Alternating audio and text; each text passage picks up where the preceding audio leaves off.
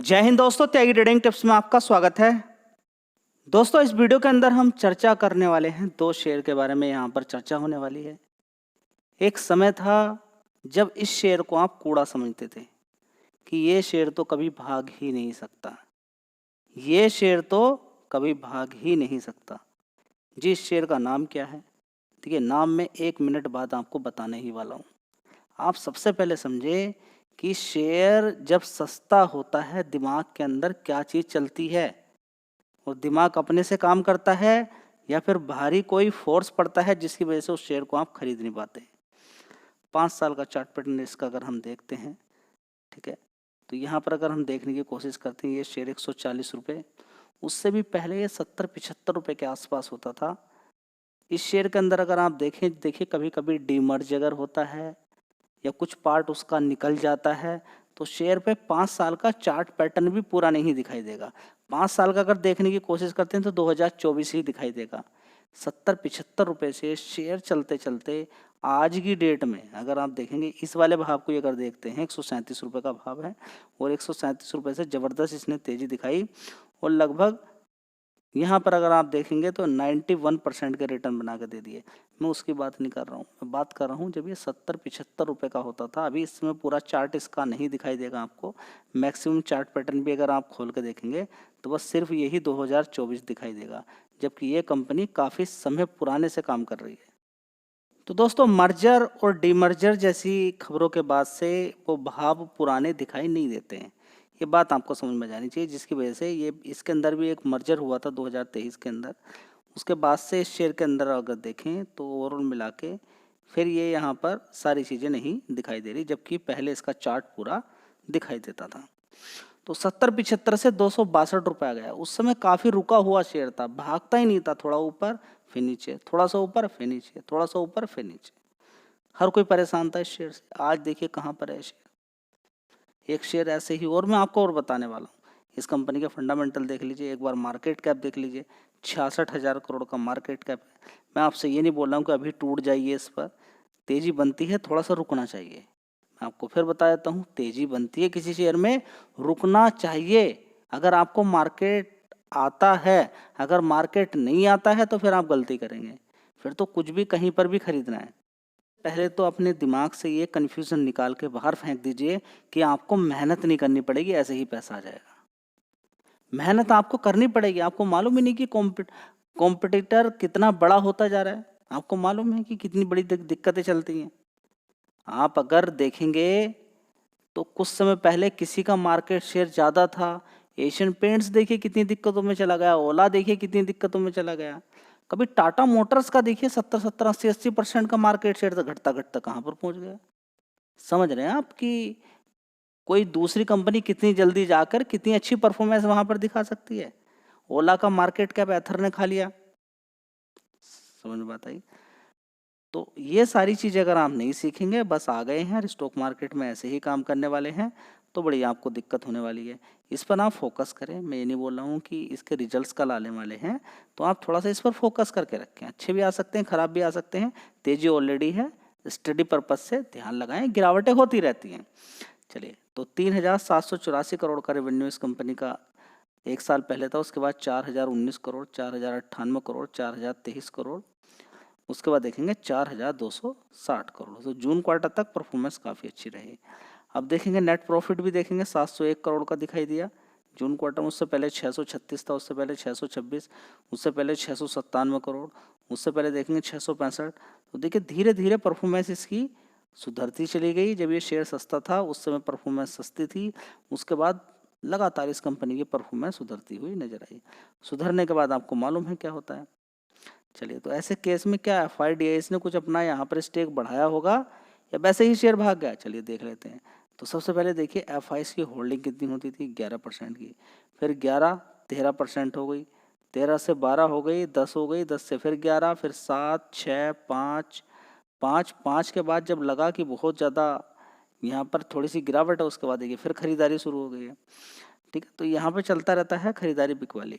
लेकिन DIs ने continuously लगातार खरीदारी की है।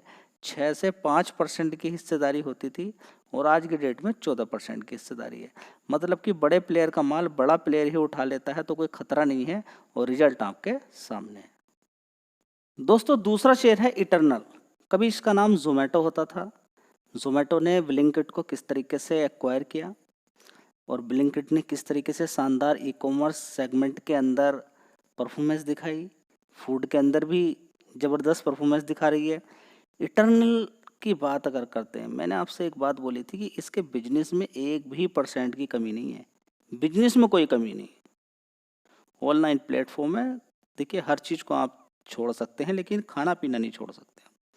खाना चाहिए, और अगर आपकी सैलरी थोड़ी सी ठीक है तो आपको फिर सैटरडे संडे के अंदर बनाने का मूड नहीं है, स्पेशल चाहिए। पैसा ज़बरदस्त आप कमा रहे हैं, फिर तो जोमेटो आपको चाहिए चाहिए, फिर तो जोमेटो आपको चाहिए चाहिए। अगर ज़बरदस्त आप पैसा कमा रहे हैं, रात का टाइम हो गया, खाना बनाने का मूड नहीं है, किसी की तबीयत ख़राब है या खुद का भी मूड नहीं है खाना बनाने का, घर में किसी ने बोल दिया कि हाँ जोमेटो, तो स्विगी जोमेटो अच्छा खासा मार्केट शेयर लेकर बैठे हुए हैं।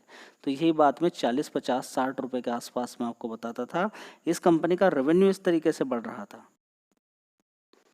इस कंपनी का रेवेन्यू ऊपर की साइड में बढ़ता जा रहा था रेवेन्यू, लेकिन प्रॉफिट कुछ नहीं, खर्चे इतने ज़्यादा।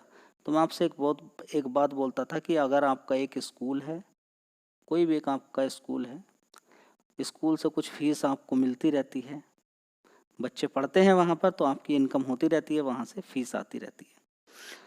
आपने क्या काम किया, एक स्कूल का दूसरे स्कूल का कंस्ट्रक्शन और करना शुरू कर दिया, तो यहाँ से जो इनकम आपकी हो रही थी वो इधर भेजनी शुरू कर दी। तो जो इनकम थी इधर जा रही है, खर्चा बढ़ रहा है, तो अभी यहाँ पर प्रॉफिट कुछ दिखाई नहीं दे रहा है। हो सकता है नुकसान देखना पड़ रहा है, या फिर बराबर जितना ही प्रॉफिट इधर की तरफ जा रहा है। तो अगर आप पर्टिकुलर इस कंपनी का देखते हैं तो आप पाएंगे कुछ नहीं है। लेकिन अगर आप ये देखते हैं कि ये कंपनी दूसरी कंपनी में से ही लिंक है, ये भी एक स्कूल खुल गया है, आने वाले टाइम में जब बनकर कंप्लीट हो जाएगा तो दोनों से इनकम आनी शुरू होगी, तो जो तेज तर्रार होगा वो शेयर से निकलेगा नहीं। तो सेम यही कहानी थी, कंपनी अपने एडवर्टीजमेंट पे और अपने बिजनेस को बढ़ाने के लिए लगातार खर्च कर रही थी। जैसे पता चला कि कोने कोने में कंपनी का बिजनेस पहुंच चुका है, फिर कंपनी ने इधर उधर के सारी चीज़ें हथकंडे अपनाने शुरू कर दिए और हर तरह का प्लेटफॉर्म से लेके तरह तरह के चार्ज भी लगाने शुरू कर दिए, जिससे अधिक से अधिक इनकम हो।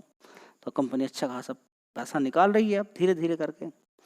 ठीक है, कंपनी का मार्केट कैप अब देखिए कितना है, 3.16 लाख करोड़। जी अब आप इस शेयर के बारे में चर्चा नहीं करते हैं, तो देखिए 40-50 रुपये के आसपास लगातार चर्चा, 100 रुपये के आसपास, 150 रुपये के आसपास, 200 रुपये के आसपास डेली बेसिस में आपको शेयर की जानकारी मिलती रहती थी। मैं बीच बीच में बताता रहता था। IRFC कभी ऐसा कोई दिन रहता था जब 20 रुपये से 25, 22 रुपये, 30 रुपये तक की डेली आपको जानकारी मिलती थी। RBNL के बारे में डेली जानकारी मिलती थी, इरकॉन के बारे में आपको जानकारी लगातार डेली मिलती रहती थी। ठीक है, जब शेयर सस्ता रहता है तो डेली आपको जानकारी मिलती रहती है। अगर शेयर भाग गया, काफ़ी ऊपर हो गया, फिर उसके बारे में जानकारी वाली चर्चा तो आप कर लीजिए, लेकिन वो मज़ा नहीं है। लेकिन इन सारी चीज़ों पर आपको फोकस करना चाहिए कि जब समस्याएं हैं किसी शेयर के अंदर, किसी कंपनी के अंदर, वो आगे बढ़ती है, लेकिन समस्या ऐसी नहीं होनी चाहिए कि वो दूसरा उसका बिजनेस बढ़ने ना दे। समस्या ऐसी हो कि बिजनेस पर रुकावट ना हो आने वाले टाइम में।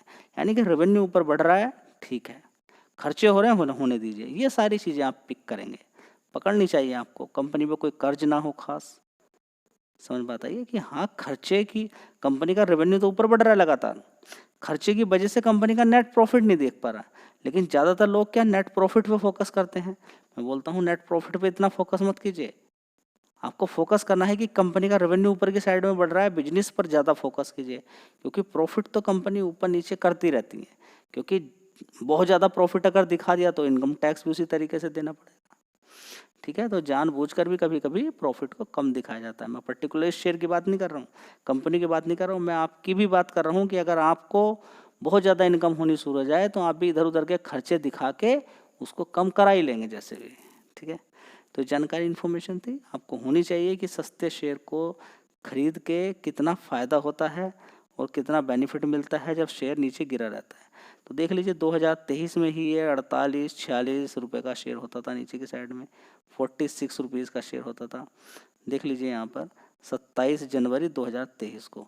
कोई पूछने वाला था? नहीं, कोई पूछने वाला नहीं था इस शेयर को। यहाँ पर आप देख सकते हैं 153 रुपये से गिर गिर के यहाँ तक पहुँच गया है, ठीक है। कोई पूछने वाला नहीं। अब फिर उसके बाद धीरे धीरे धीरे धीरे धीरे धीरे तेज़ी ऐसी दिखाई कि कहाँ पहुँच गया। बहुत ज़्यादा पहुँचने के बाद फिर एक बार गिरावट होती है, एक बार गिरावट के बाद फिर तेज़ी बनती है। अब इस कंपनी का मार्केट कैप इतना ज़्यादा हो गया, ये बन गया पेड़। तो आपको सोच समझ के ही पैसा लगाना है। अगर अच्छी खासी गिरावट मिले तो दाव खेलिए, नहीं तो रुकना चाहिए आपको। धन्यवाद।